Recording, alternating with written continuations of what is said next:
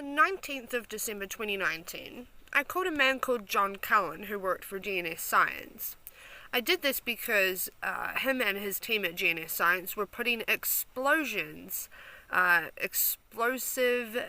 bombs in New Zealand soil right along fault lines, and it was quite clear why they were doing that. And this is that call.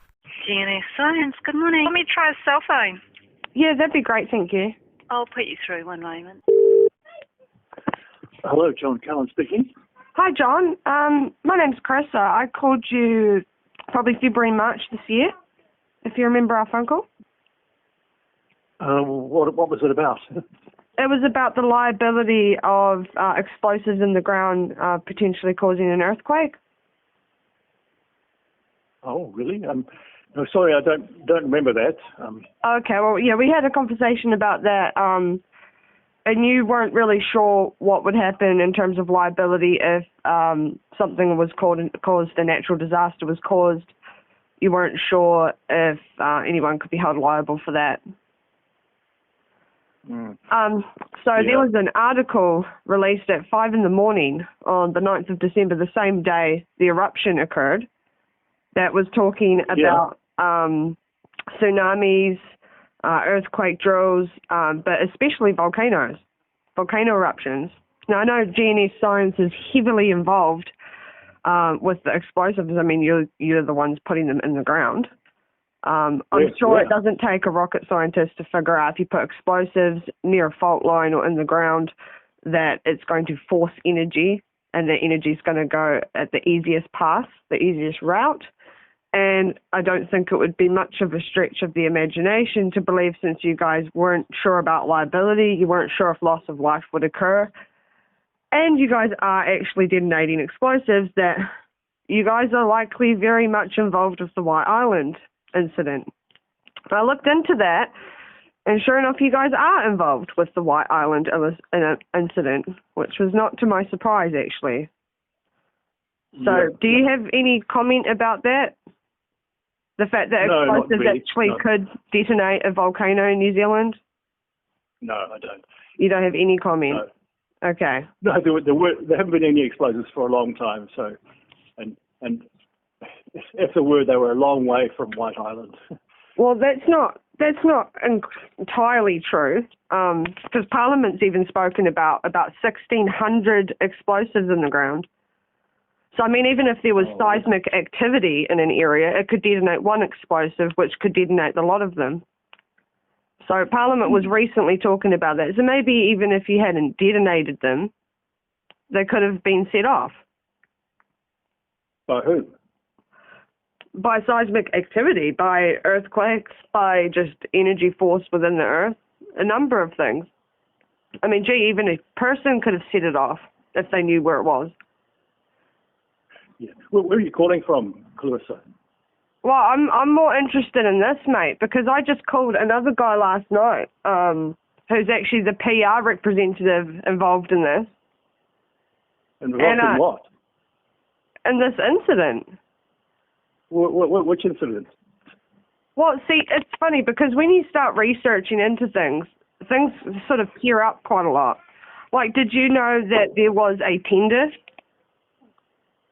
You guys obviously get tenders, you know. There's a tender on the fact that you're drilling boreholes and putting explosives in the ground. The tenders are bidding for finances. People were financing you guys, drilling holes in the ground and putting explosives in them.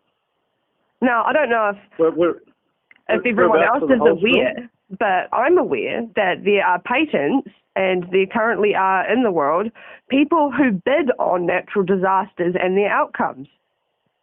Oh, yeah. I know that. I don't know if the rest of the public does. So when there's a tender on explosives going in the ground, quite close, in fact, some of the times to the Hikurangi ranges,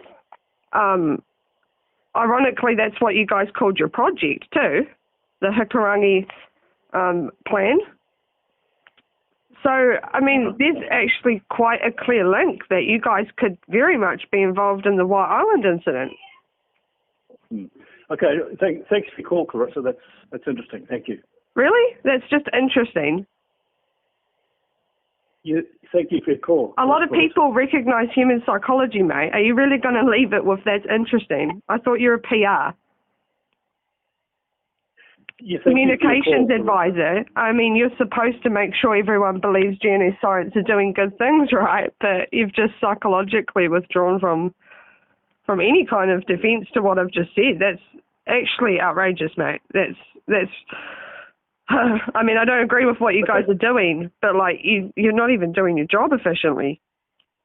Okay, that's very good. Thank you, Clarissa. Cheers. Bye. Okay, bye. It is not a coincidence that GNS science is involved with Cyclone Gabriel. People gain a lot of income from death and destruction and the lottery bidding that they do on the outcomes of these events. And actually it is very easy to create these events through HAARP, through geo-weather engineering, and through different chemical reactions these days. And anyone who claims that they cannot create a cyclone, an earthquake, or another natural disaster is frankly a fool.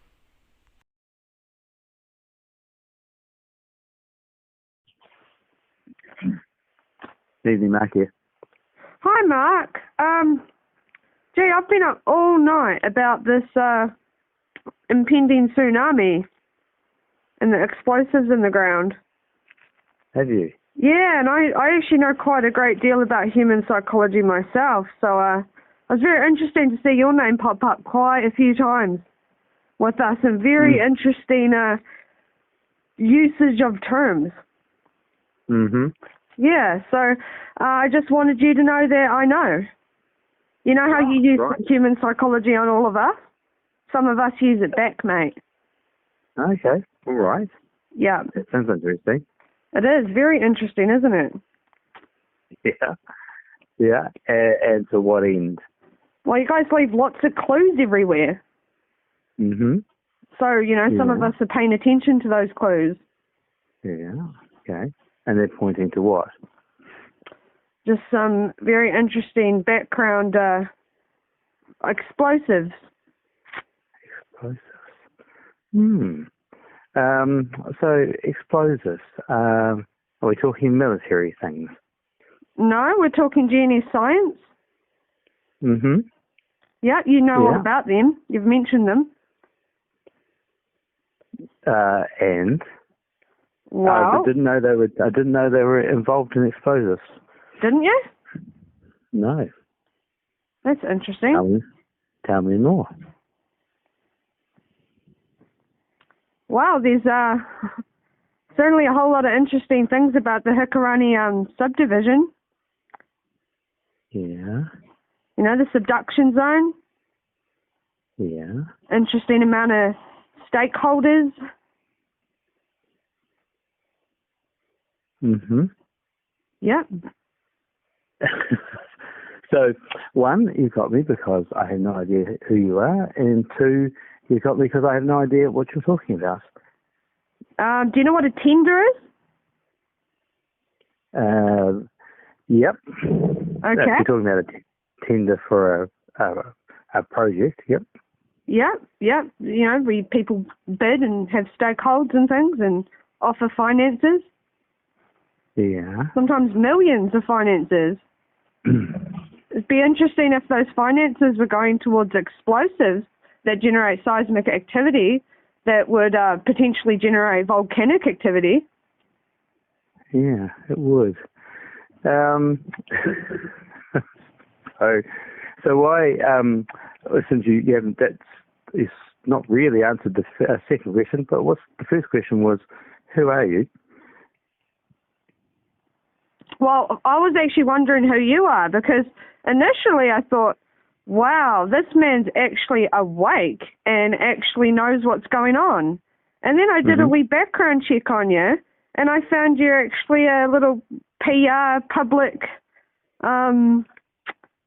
defender for the government, essentially, with a vast amount of psychological knowledge about human psychology and public relations and how to make people like the government. And I thought that was extremely interesting since you did a contradictory post with stuff.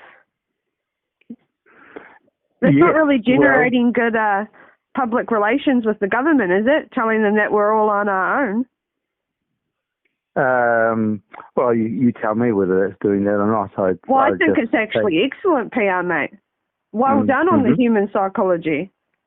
Mm-hmm. Absolutely. If you seed it now, they won't believe it later. Oh, at least you did a pre-warning. Right. Yeah. You own anything with G on it? Yeah. I don't know. I'm still a bit confused of what you're talking about.